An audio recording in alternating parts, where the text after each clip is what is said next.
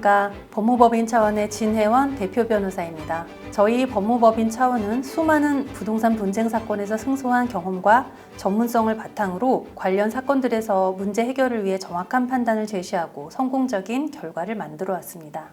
오늘은 부동산 분쟁 중에서도 상가 권리금 계약에 관해 말씀드리겠습니다. 서울고등법원 승소 판례인데요. 카페를 운영하던 기존 임차인이 신규 임차인에게 매출액을 부풀려 허위의 매출 자료를 제시하고 권리금 계약을 체결했습니다. 신규 임차인이 이를 뒤늦게 알고 권리금 계약을 취소한 후 지급했던 권리금 전액을 반환받게 된 사례입니다. 먼저 사실관계를 살펴보겠습니다. 이 사건 피고는 서울시 강남구 소재의 빌딩 지하 1층에서 1년 2개월간 카페 가맹점을 운영하던 자이고, 가맹 계약을 해지한 후 창업 컨설팅 업체에 점포 매도 중개를 의뢰했습니다. 원고는 창업 컨설팅 업체의 직원으로부터 이 사건 점포를 소개받고 점포를 방문해 본 후 피고로부터 지난 6개월간의 커피 거래 명세표를 받아보았습니다. 원고가 피고에게 정확한 매출 자료 제시를 요구했지만 피고는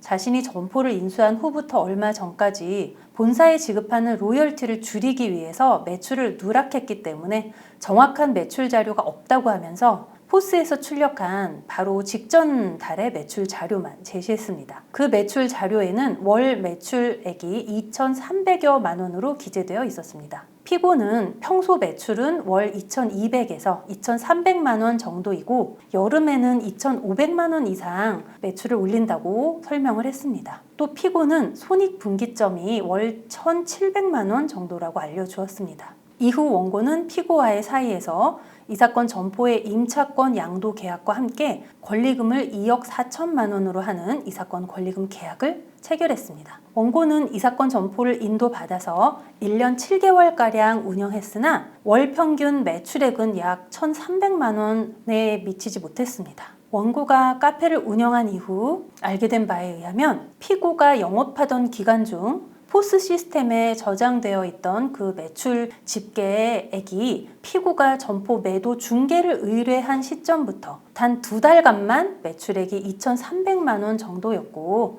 그 이전까지는 월 매출이 1,200에서 1,700만 원 정도였다는 것입니다. 더욱 이상했던 점은 피고가 점포 매도 중개를 의뢰한 시점 이후의 이 매출 내역에서 매일 영업 마감 시간에 근접한 밤 10시 전후에 한 거래당 수십만 원에서 수백만 원의 매출이 발생했던 점이었습니다. 심지어 이런 대량 매출은 피고 부모 명의의 신용카드 등을 이용해 발생된 것이었습니다. 이러한 사정을 알게 된 원고는 이 사건 소를 제기하면서 피고가 적자 상태인 점포를 상당한 순수익이 발생하는 것처럼 허위 매출 자료를 조작해 제시해서 권리금 계약을 체결하고 점포 양도를 한 것이므로 이 사건 권리금 계약을 사기에 의한 의사표시로 취소하고 피고는 권리금을 전액 반환하라고 소를 제기했습니다.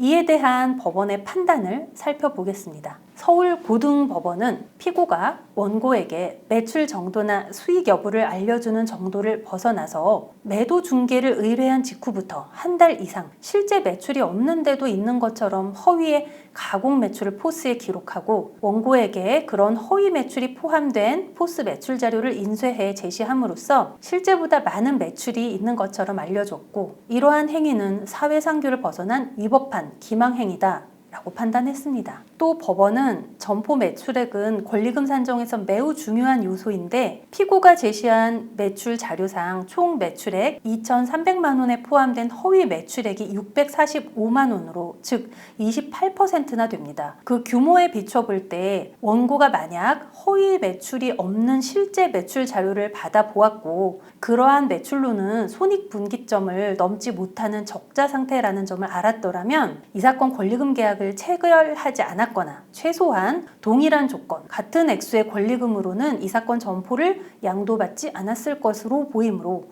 피고의 기망 행위와 이 사건 권리금 계약 체결 사이에 인과관계도 있다고 판단했습니다. 결국 법원은 원고가 피고의 허위 매출 자료 제시라는 기망행위에 속아 이 사건 권리금 계약을 체결한 것이므로 이를 사기에 의한 의사표시로 취소할 수 있다고 판단했고, 피고는 원고에게 원상 회복 의무의 이행으로서 원고로부터 받은 권리금 2억 4천만 원 전액을 지급할 의무가 있다고 판시했습니다. 권리금 계약을 체결할 때는 세세하게 계약 내용을 살피고 주의를 기울여 계약서를 작성해야 하겠습니다. 계약 체결 시 제시된 권리금 산정 기준이 되는 자료를 첨부하거나 그 내용을 계약서에 기재해 두는 것도 고려해 볼 만합니다. 계약 체결에 모든 주의를 기울였다 하더라도 오늘 살펴본 이 사건에서와 같이 기존 임차인이 매출 자료를 조작하는 등으로 고의적인 기망행위를 했다면 소송을 통해 권리금 계약을 취소할 수 있습니다. 이때 승소를 위해서는 허위 매출 자료였다는 점을 밝힐 수 있는 명확한 입증 자료를 잘 준비해야 하겠습니다. 권리금 계약의 구체적인 내용이나 개별 경위는 모두 다르고 각 사안마다 법원의 판단은 달라질 수 있습니다. 권리금 계약과 관련해서 해결 방안을 찾고 계시는 분들은 저희 법무법인 차원으로 연락 주시기 바랍니다. 그간 다수의 승소 경험과 전문성을 바탕으로 최선의 도움을 드리도록 하겠습니다. 감사합니다.